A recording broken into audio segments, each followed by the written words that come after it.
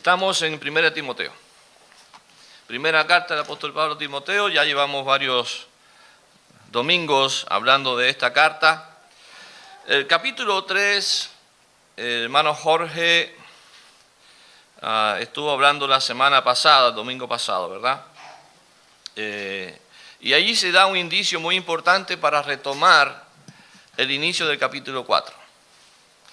Aunque usted debe saber que la Biblia no se escribió originalmente con capítulos y versículos, eso fue con tiempo después que se separó en capítulos y versículos para entenderla mejor, para buscar mejor las citas y encontrar mejor un texto. Pero antiguamente no existía así, así que el capítulo 3 y el capítulo 4 es algo que continúa, ¿ya? Entonces, ¿cómo terminó el capítulo 3?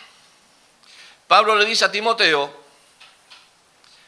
pastor en Éfeso, Timoteo, y que estaba allí ordenando un desastre que había en la iglesia, donde la falsa doctrina, los falsos maestros, las falsas enseñanzas dañaban la sana doctrina, dañaban la vida espiritual de la iglesia. En el fondo es eso. Se alejaban de Dios en vez de acercarlos a Dios, las enseñanzas que estaban dando. Ahora, la iglesia se había desviado, eso es una realidad. Por eso Pablo tuvo que enseñar sobre, por ejemplo, la oración. En los primeros capítulos lo vimos, sobre la función de la mujer dentro de la iglesia. Por eso habló acerca de quienes debían ser pastores y diáconos en la iglesia, en la congregación, los líderes en la iglesia. Y por último, habló de quién es la iglesia. ¿Y de quién es la iglesia? Dijo Pablo allí, del Dios viviente, ¿verdad? La iglesia del Dios viviente. Pero lo que pasa dentro de la casa de Dios, o sea, la iglesia, es de mucha importancia. Es muy importante lo que se enseña en la iglesia. ¿Usted lo cree así? Es obvio. Es muy importante. ¿Cuál es la doctrina que se enseña desde los púlpitos de las iglesias, desde este púlpito que nos ha tocado a nosotros estar en el día de hoy y por varios tiempos? No estoy hablando de un sello, de algo que nos identifica, la forma de predicar, la forma que se enseña o de la liturgia de la iglesia como tal. Estoy hablando del corazón de la enseñanza de la iglesia, que tiene que ser siempre dando a conocer el misterio de la piedad. El misterio de la piedad. Por eso estoy hablando del capítulo anterior, capítulo 3, ¿verdad? ¿Cuál es ese misterio de la piedad? Recordando que piedad es una relación de obediencia a Dios. Es una relación de obediencia a Dios. No hay otra cosa más importante para un creyente que obedecer a Dios, que glorificar a Dios. Por tanto, la gloria a Dios es un distintivo de la piedad. La obediencia a Dios, la adoración a Dios. Entonces, el ministerio de la piedad, el misterio que dio origen a esa vida piadosa, no es otra cosa o no es otra persona que Cristo mismo. Que Cristo mismo. Cristo es ese misterio de la piedad de quien Pablo habló en el capítulo 3. Es Cristo el misterio, es de quien se hablaba en el Antiguo Testamento, es del que tanto se esperaba, ese que era el verbo encarnado, que era desde el principio. Dice allí Pablo que Dios fue manifestado en carne, o sea, se hizo visible, justificado en el Espíritu, visto por los ángeles, creído en el mundo, recibido arriba en gloria, y sin lugar a dudas, esto es Cristo. No hay otra persona aquí involucrada. Este es el mensaje entonces que se debe enseñar. Este es el corazón de la enseñanza de la iglesia del Señor. Como dijo Pablo muchas veces, nosotros predicamos a Cristo crucificado y resucitado. Si no, vana sería nuestra fe. Pero lamentablemente y al parecer en la iglesia de Éfeso se estaba enseñando cualquier cosa. Y por eso Pablo alude aquí a que toda enseñanza donde Cristo no es el centro, donde la muerte y la resurrección de Cristo no es el corazón de la fe, entonces corres el peligro de apostatar de la fe. Y antes de comenzar a desarrollar algunos puntos, 2 puntos, los separé por 2 puntos, vamos a describir lo que es apostasía, brevemente. Es literalmente salir de, salirse de, irse. quitarse de un lugar donde estabas antes, o de un punto, o de una doctrina en ese sentido. Es abandono, es deserción. Eso es apostasía, abandono. De más está decir que nos vamos a meter en un campo complejo, que pudiera producir incluso hasta dolor. Usted solo debe pensar que la misma Escritura habla de personas que apostataron de la fe. Puede que recuerden algunos, yo le voy a recordar algunos. Demas, por ejemplo, ¿se acuerdan? Cuando Pablo escribía, Demas me ha desamparado, amando más este mundo. Se había ido. Demas fue colaborador del apóstol Pablo durante su predicación en las iglesias. Hablamos de Judas Iscariote, discípulo de Jesús durante su ministerio en la tierra. Incontables reyes de Israel en el Antiguo Testamento se apartaron de la verdad de Dios y adoraron imágenes, sacrificaban a sus propios hijos en cultos a los dioses ajenos. En verdad es un tema muy triste porque también conocemos a seres queridos que han estado sentados en nuestras iglesias y hoy andan como si nunca hubieran conocido a Dios. Vamos al primer punto de este mensaje. Y el título, por lo que no he dicho, es justamente, tiene relación con el primer punto, la realidad de la apostasía. La realidad de la apostasía, y ese es justamente el primer punto. Es el título y el primer punto, la realidad de la apostasía. Verso 1 del capítulo 4. Vamos allí, veamos qué dice. Pero el Espíritu dice claramente que en los postreros tiempos algunos apostatarán de la fe, escuchando a espíritus engañadores y a doctrinas de demonios. Vamos a ir separando aquí en subpuntos. El primer subpunto, repito, el primer punto es la realidad de la apostasía. El primer subpunto, el espíritu como revelador de la apostasía.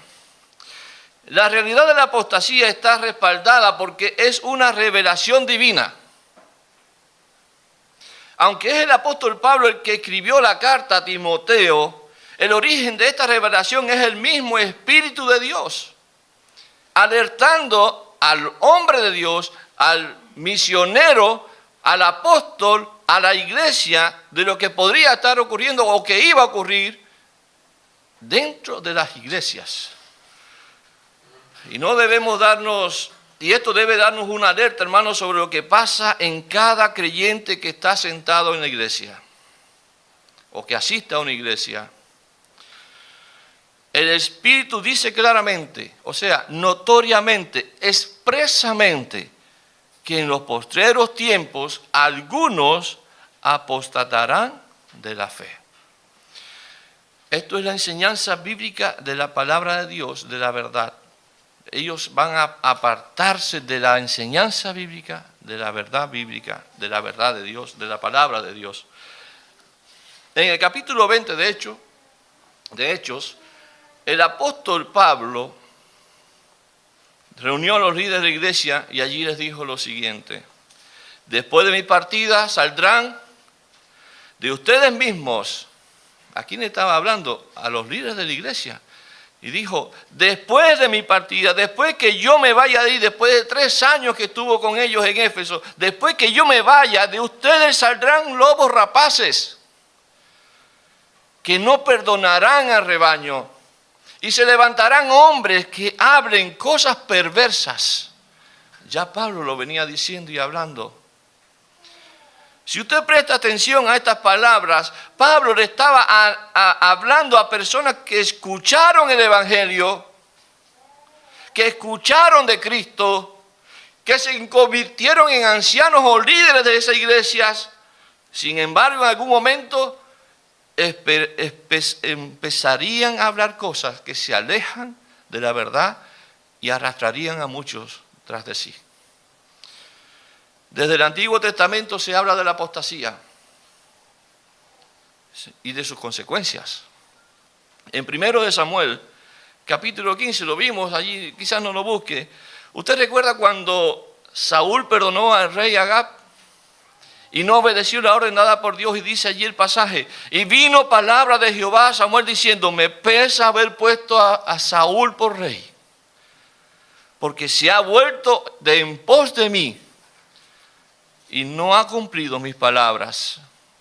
Se ha vuelto en pos de mí, se fue, quitó su mirada, no siguió a Dios para hacer lo que a él bien le parecía. Y así fue toda la vida de Saúl hasta que murió. ¿Cuál fue la consecuencia? Fue desechado y quitado su reinado. Israel mismo es un ejemplo de apostasía durante toda su historia. Léase por favor el Salmo 78 completo. Ahora no, porque es un salmo largo. Pero lea ese Salmo 78, recuerda los 78, léalo completo en sus casas. Solo quiero leer un versículo que resume lo siguiente sobre la apostasía de Israel. Dice: pues sus corazones, hablando de Israel, pues sus corazones no eran rectos con él, ni tuvieron firmes en su pacto. Sus corazones no eran rectos con él, se desviaron. El Espíritu mismo ha advertido esta realidad, pero dice además de un tiempo en que la apostasía aumentará. Ok, estamos dentro del primer punto, que es la realidad de la apostasía, ¿verdad? Y fue revelada por el mismo Espíritu. Su palabra habla de aquello. Segundo subpunto, dice en los postreros, ¿cuándo dice? Un tiempo, en los postreros tiempos, el tiempo de la apostasía. Dice en los postreros tiempos, desde que Cristo vino a este mundo, hermanos, han pasado más de 2000 años, mucho más de 2000 años. Desde que Pablo escribió esta carta ya ha pasado mucho tiempo. Como dijimos anteriormente, la apostasía ya estaba presente. Pero en los postreros días, sin lugar a dudas, se verá con mayor frecuencia. Es de ver cómo está el mundo y cómo están las iglesias de hoy, siguiendo cualquier doctrina, cualquier enseñanza, siguiendo a hombres más que a Cristo, donde el púlpito de hoy es muchas veces una consulta de psicología o un show mediático, donde el predicador solo predica lo que el oyente quiere oír, donde el pecado no se condena y se habla solo del amor y de la compasión de Dios, donde la prosperidad es más importante que la obediencia, donde se estrujan los bolsillos de los creyentes, donde los postreros días donde los hijos se rebelan contra los padres y las mascotas son mejores atendidos que la propia familia, donde todo es relativo y no hay una verdad absoluta, donde cada uno escoge lo que quiere creer y sin ningún compromiso con la iglesia del Señor, ni con el Dios de la iglesia, donde muchos quieren vivir su propio cristianismo, aislados, solos. El Señor Jesucristo describe este tiempo como el tiempo en que el amor de muchos se enfriará. Pero el Espíritu no solo habla del tiempo, sino también de la causa de la apostasía. ¿Qué causa la apostasía? Otro subpunto. Muchos escucharán, dice, espíritus engañadores y a doctrinas demoníacas. Aquí está el meollo del asunto. Es aquí donde toma mayor relevancia lo dicho por Pablo en el capítulo 3. Muchas personas en la iglesia dejarán de escuchar a Dios y de obedecerlo por irse tras espíritus engañadores y de doctrina de demonios. Allí lo recalca 2 veces, espíritus engañadores, doctrina de demonios. En la carta de Pablo a los Efesios, le dijo que las luchas que enfrentan los cristianos genuinos no es contra sangre ni carne, sino contra principados, contra potestades, contra gobernadores de las tinieblas,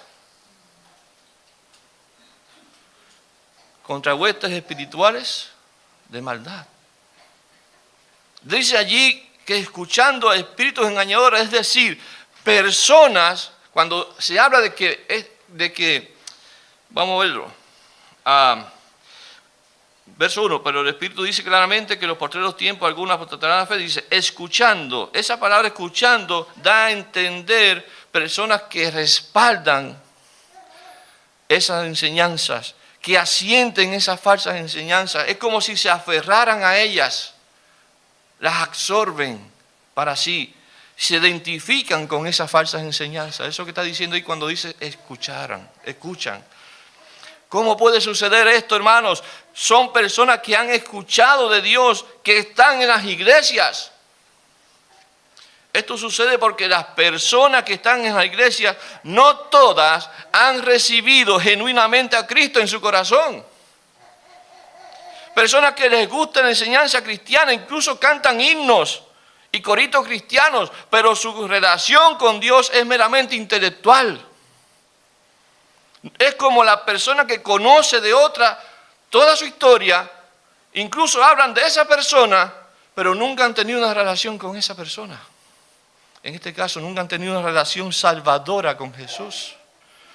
Al no tener a Dios o a Cristo en su corazón, entonces están sin la cobertura, sin el cuidado de Dios. Por eso son vulnerables a cualquier enseñanza, a cualquier viento de doctrina, a cualquier espíritu que le enseña cualquier cosa. Oír la voz de Dios es gracias al Espíritu Santo. Es gracias a la palabra que nos fue dada. Recuerden el pasaje que dice, la fe viene ¿por qué? Por oír la palabra de Dios. El Espíritu vino a morar en cada creyente y es el Espíritu Santo quien nos guía a la verdad. Es el Espíritu Santo quien nos guía a la buena voluntad de Dios, que dice la Escritura que es agradable y es perfecta, mientras que los demonios o espíritus engañadores te alejarán de Dios. Te enseñarán doctrinas, te enseñarán enseñanzas solapadas de maldad, doctrinas del error, te apartarán de la verdad y te hundirán en la mentira, de donde no podrás salir a no ser que Cristo te rescate. Las enseñanzas de los demonios no son enseñanzas acerca de los demonios, sino son enseñanzas creadas y difundidas por demonios. Es duro. Vamos entonces al verso 2, dice, este nos habla de un inciso C, ¿verdad? En el primer punto de este mensaje. Dijimos, ¿cuál es el primer punto? La realidad de la apostasía. El Espíritu Santo como el revelador de la apostasía, el tiempo donde la apostasía crecerá en los posteriores tiempos. La causa de la apostasía, escucharán a espíritus engañadores y doctrinas demoníacas. Y este último punto se relaciona con el C, es lo que quise decir, los instrumentos de la apostasía. ¿Quiénes serán los instrumentos de la apostasía?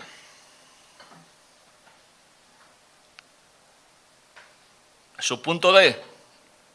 Los instrumentos de la apostasía, versos 2 y 3. Verso 2, por la hipocresía de mentirosos que, teniendo cauterizada la conciencia, prohibirán casarse y mandarán a abstenerse de alimentos que Dios creó para que con acción de gracia participasen de ellos los creyentes y los que han conocido la verdad. Y sin lugar a dudas, amados hermanos, Satanás tiene un ejército de seres demoníacos que influyen sobre el mundo, especialmente en aquellos que no tienen la casa limpia. Es decir, que la sangre de Cristo no los ha limpiado todavía.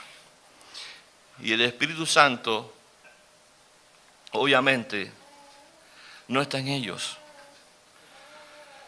La Biblia dice, acercaos a Dios y Él huirá de vosotros. Un hijo de Dios no puede ser atacado, ni poseído, ni influenciado por demonios, pero los que no tienen a Cristo sí, tanto dentro como fuera de un edificio como este. Y digo dentro porque no todo el que dice ser cristiano lo es en verdad. Como dijo Cristo, nunca os conocí. O como dijo el mismo Cristo, no todo el que dice Señor, Señor, entrará en el reino de los cielos. Por ende, vemos a personas que dentro de la iglesia podrían ser instrumentos de Satanás, ¿De qué manera nos explica acá el apóstol Pablo? Dice, por la hipocresía de mentirosos. Ahí lo dice el pasaje, el capítulo 4, verso 2, por la hipocresía de mentirosos. Aquí no hay duda, son personas. No son demonios que andan volando. Son personas usadas por el diablo. Son mentirosos, son hipócritas. Son personas cuyo corazón está lleno de hipocresía, lleno de falsedad. Personas que podrían estar viviendo una doble vida dentro de la iglesia. Que aparentan ser cristianos pero no lo son. Hermanos, hay personas que podrían predicar excelente.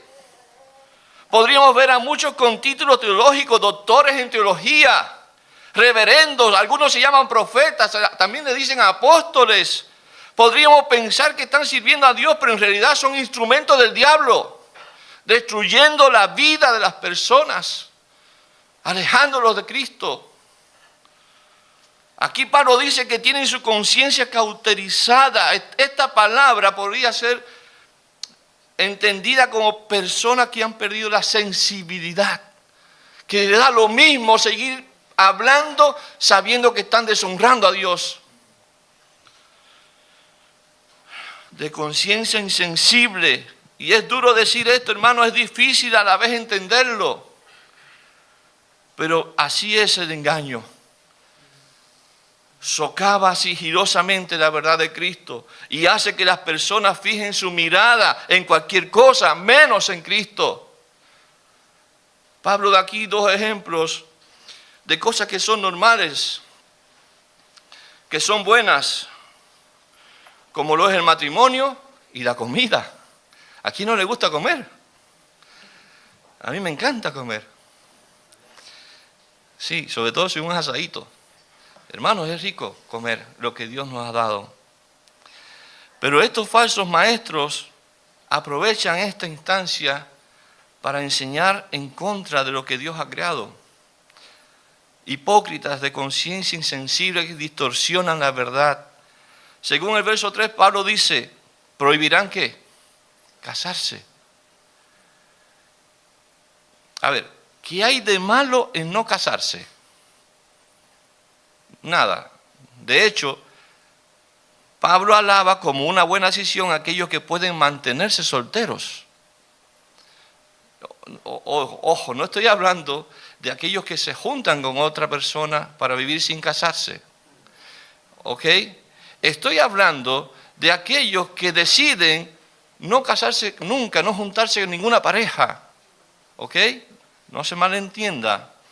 Y usted lo puede buscar allí en 1 Corintios capítulo 7, versos 25 al 35. No lo vamos a hacer ahora. Pero anótelo y después lo busca. 1 Corintios 7, 25 al 35 habla de que Pablo alaba incluso a estas personas que deciden permanecer solteros. ¿Qué hay de malo, por ejemplo, también en abstenerse de tomar alimentos, de comer, en ciertas ocasiones, como por ejemplo, tener un ayuno espiritual, en el que usted se dedica a la meditación de la palabra y a la oración? Bueno, estos dos ejemplos podrían causar discusiones a nivel de interpretaciones teológicas, porque hay muchos que creen distintos o interpretan distinto. Alguien no tiene la razón, alguno está equivocado, alguno tiene la razón, porque la interpretación bíblica es una sola. Podríamos tener discusiones de tradiciones, pero una cosa es eso, a decir que estas cosas, el alimento, la comida, o el no casarse, o el casarse o no casarse, etcétera, etcétera, influyen en la salvación del creyente. Ahí está solapada la mentira. Como quizás una condición para ser cristianos. No sé si me está entendiendo. Ya ahí en ese punto estamos quitando a Cristo de la salvación y estamos colocando condiciones para ser salvo. Bueno, si tú quieres ser salvo, cree en Cristo, pero también tienes que dejar de casarte, porque casarte, el cuerpo es malo, esto es pecaminoso, no puedes comer porque la comida no es buena. Entonces estamos juntando peras con manzanas y no es así. La palabra de Dios, amados hermanos, nos enseña que somos salvos solo por medio de la fe en Cristo. La tarea del diablo y de sus demonios es añadir un rito más a la salvación. Como lo hicieron los judaizantes que querían añadir la circuncisión a los gentiles como condición para pertenecer a la iglesia del Señor. Pero no se trata solo de ritos aquí. Y lo vemos, se trata de méritos humanos también.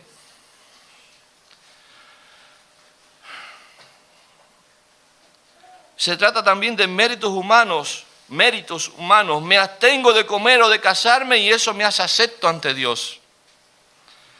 Ese es el mayor problema, hermanos. Cuando queremos añadir méritos humanos, logros, talentos, ideas o experiencias a la salvación, quitándole todo el mérito al sacrificio de Cristo. Es que estamos diciendo que Cristo no fue suficiente. Que tienes que hacer cosas para poder ser salvo en realidad. No es así. Quien tal dice, hermano, quien tal hace, proclama el error y menospreciará la gracia salvadora de Dios. Y esto me hace recordar un pasaje. Y un pasaje que es clave, que justamente le escribió Pablo a los Efesios. Porque por gracia sois salvos por medio de la fe. Y esto no es de vosotros, pues es un don de Dios. No por obra, para que nadie se gloríe. No por obras. La salvación es solo por fe. Por medio de la fe en los méritos de Cristo, lo que Él hizo por nosotros en la cruz. Él lo hizo todo, nosotros no hicimos nada. Trajimos solamente nuestros pecados para que Él pagara ese precio por nosotros. El sacrificio de Cristo en la cruz, su pago por los pecados del hombre pecador y la victoria sobre la muerte es suficiente para todo aquel que en Él cree. Y todo aquel que en Él cree no se pierde, mas tiene vida eterna. No todos aquellos que hemos creído en Jesús, no necesitamos negarnos de comer o de casarnos para ser salvos. La salvación es únicamente por medio de la fe en Jesús. No hay otra manera. En la carta escrita por el apóstol Pablo a los Colosenses, en el capítulo 2, se instruye lo siguiente. Pablo dice así a esta iglesia de Colosas: por tanto, de la manera que habéis recibido al Señor Jesucristo, andad en Él. De la misma manera que recibiste, anda en Él, arraigado y sobreedificado en Él. No en obras, no en nada más, en Él, y confirmados en la fe, así como lo habéis sido enseñados, abundando en acciones de gracias. Pero no termina ahí. Dice el verso 8 de ese capítulo 2 de Colosenses: mirad que nadie te engañe por medio de las filosofías y huecas sutilezas, según las tradiciones de los hombres, conforme a los rudimentos del mundo y no según Cristo, las enseñanzas del mundo y no según Cristo, porque en Él habita, en Cristo habita corporalmente toda la plenitud de la deidad, y vosotros estáis completos en Él. ¿Qué más necesitamos, hermanos, para ser salvos si estamos completos en Él? No necesitamos a nada más ni a nadie más que a Cristo. Punto número 2. El problema de la apostasía.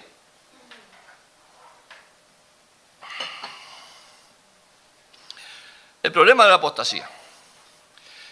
El mayor problema que tiene la apostasía es que choca contra un muro. Y ese muro se llama Dios.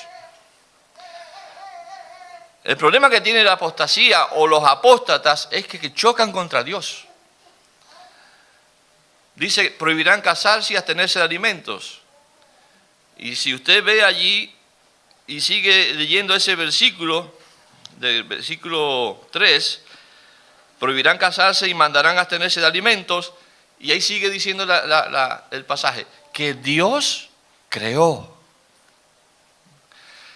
hombres están diciéndole a otros, abstente de comer o abstente de hacer lo que Dios mismo hizo, lo que Dios mismo nos regaló. Ese es el problema, amados. Rechazan lo que Dios ha dado en el aspecto físico, pero no solo eso, rechazan lo que Dios ha revelado, añadiendo a ellos ritos y tradiciones. Todo lo que enseñan falsamente se contrapone a la palabra de Dios. Siempre examinemos la palabra de Dios. ¿Por qué prohíben casarse?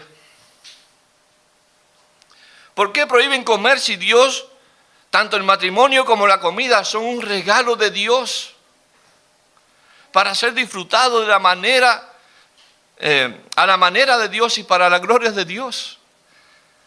Todos los creyentes, todos sin excepción, aquellos que han decidido estar solteros, aquellos que hemos decidido casarnos, todos y cada uno de los creyentes que han conocido la verdad, demos gracias a Dios por lo que nos da, por su bondad infinita, por lo que nos ha dado para disfrutar durante este paso, durante nuestro peregrinar en este mundo. Pero mucha gente es infeliz, para decir un término, que no me sé muy claro alto término, es infeliz haciendo caso a hombres y a tradiciones que solamente surgen en la mente y en el corazón de un hombre y no de la palabra de Dios. Y eso es triste. Se pasan la vida obedeciendo a hombres, a rituales, a tradiciones, pero no tienen una relación de paz con Cristo, un disfrute. Como dice un himno de mi juventud que yo cantaba muchos años atrás, corazones siempre alegres, rebosando gratitud. Corazones siempre alegres, porque Cristo da alegría aún en los momentos difíciles de dolor. Lo que Dios creó, dice allí, verso 4, porque todo lo que Dios creó es bueno. Todo lo que Dios creó es bueno y nada es de desecharse si se toma con acción de gracias. Lo que Dios creó es bueno, lo que Dios creó es de excelencia, es lo mejor. ¿Cómo puedes desecharlo? Yo no estoy hablando aquí de los veganos, hermanos, no es eso. Estoy hablando aquí de los que dicen, no quiero comer esto o me voy a dejar de comer porque así voy a ser salvo. No sé si me entiende. No estoy criticando a los que no comen carne u otras cosas. Eso lo hace usted para el Señor o no lo hace para el Señor, sabrá usted. Pero lo que Dios creó es bueno, todo. Por causa de ritos o tradiciones, hermanos, o abstenciones que muchas veces son como el propósito de hallar perdón o la aceptación de Dios, hacemos cosas para que Dios nos acepte. Una vez más, ya usted fue acepto. Ya usted y yo fuimos aceptos, fuimos aceptados sin mérito alguno, gracias a los méritos de Cristo. Nada ha de desecharse. Muchas veces nos ponemos exquisitos cuando despreciamos lo que llega a nuestra mesa según la capacidad de cada uno, ¿no? Los hijos son más o menos los que normalmente dicen, no me gusta eso, papá, no me gusta eso, mamá, ¿qué es lo que hay hoy por otro? Hermanos, demos gracias a Dios por todo lo que llega a nuestra mesa, porque todo procede de Dios. Tenemos la costumbre como cristianos de dar gracias a Dios antes de cenar en la mesa. No pierda nunca esa costumbre. Pero hágalo de corazón genuino y no como una tradición más. Cuando vaya a disfrutar esa comida, ese pan, dé gracias a Dios por ese pan. Gracias, Señor, por lo que me das. Gratitud en el corazón es una manera de alabar al Señor, es reconocerlo y de quitarnos a nosotros como la fuente de lo que tenemos. Romanos 11:36 dice, porque de Él, y por Él y para Él son todas las cosas. A Él sea la gloria por los siglos de los siglos. Amén. Termina el verso 5 del capítulo 1,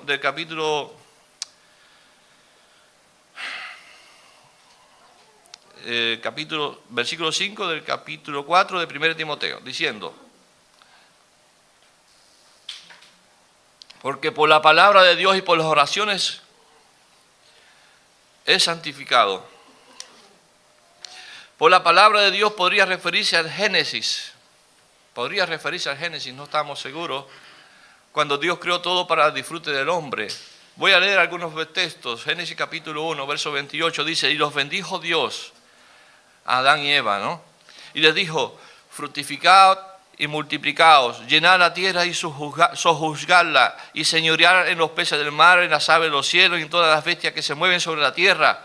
Y dijo Dios: he aquí que os he dado toda planta que da semilla, que está sobre la tierra, y todo árbol en que hay fruto y que da semilla, os serán para comer. Y a toda bestia de la tierra, y a todas las aves de los cielos, y a todo lo que se arrastra sobre la tierra en que hay vida, toda planta verde le será para comer. Y fue así. Y vio Dios todo lo que había hecho, y aquí que era bueno en gran manera. Era bueno en gran manera.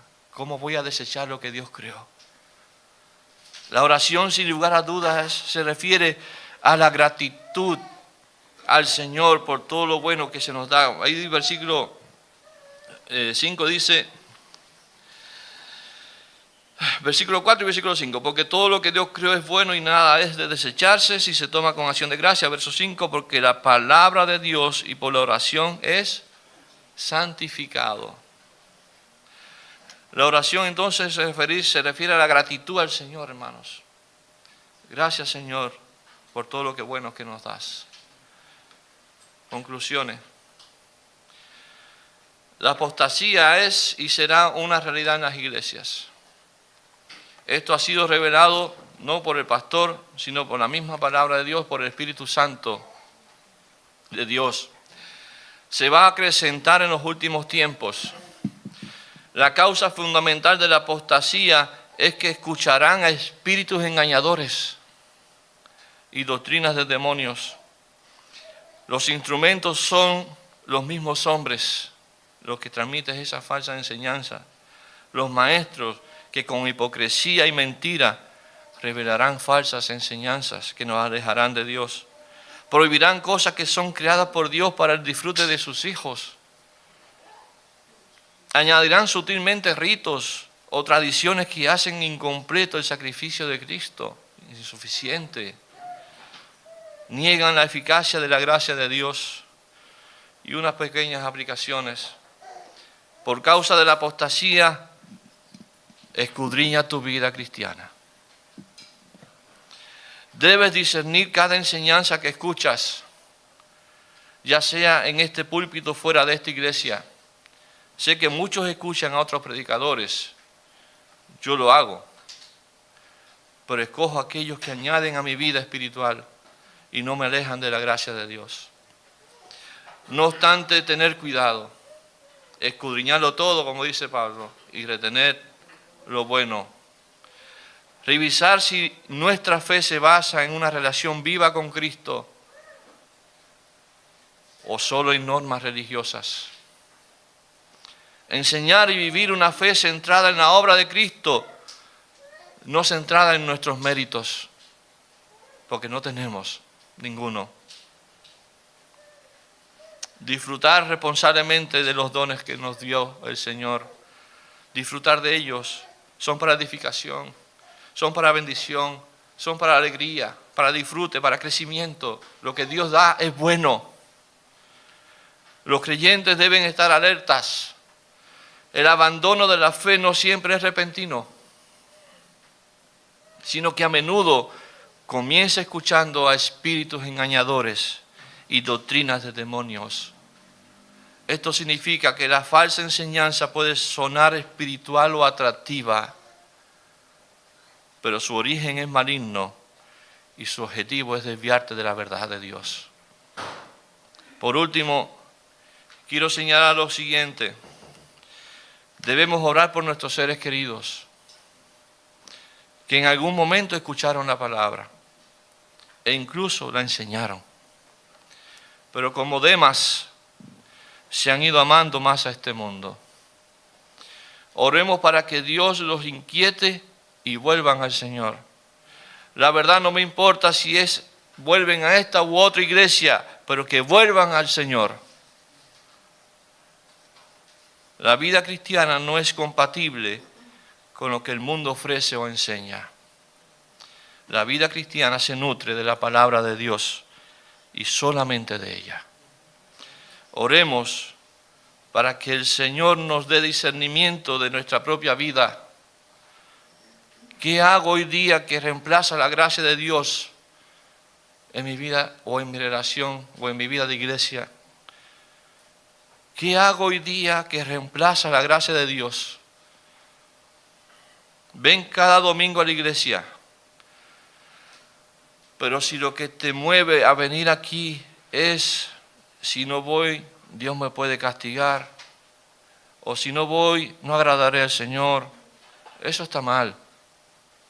Ven porque Dios dice en su palabra que te congregues con todos los santos, a alabar su nombre, a glorificar su nombre y escuchar su palabra. No es en la casa, es en la iglesia del Señor donde todos juntos como un cuerpo disfrutamos lo que Dios nos ha regalado. Y quiero que sepas que Dios no solo nos dio el matrimonio o las cosas que comimos hoy día en el desayuno, o muchas cosas más. Ese hermano y esa hermana que está a tu lado, o que está aquí sentado, también es un regalo de Dios para ti. Para que juntos disfrutemos del gozo del Señor, para que juntos corramos la carrera hasta que el Señor nos llame a su presencia. La apostasía no es una opción para el cristiano. La apostasía es para aquellos que estuvieron, pero realmente nunca fueron de nosotros. Para aquellos que están y no son de nosotros. Líbranos el Señor de la apostasía. Señor, a ti me entrego y reconozco mis pecados. No tengo mérito alguno para ser un hijo de Dios, pero tu inmensa misericordia me diste el don de la salvación. Es un regalo que acepto por la fe que me diste. Guíame, Señor, cada día de mi vida hasta que tú nos vengas a buscar. Gracias, Padre. Gracias por Jesús. En el nombre de Cristo oramos. Amén. Dios nos bendiga.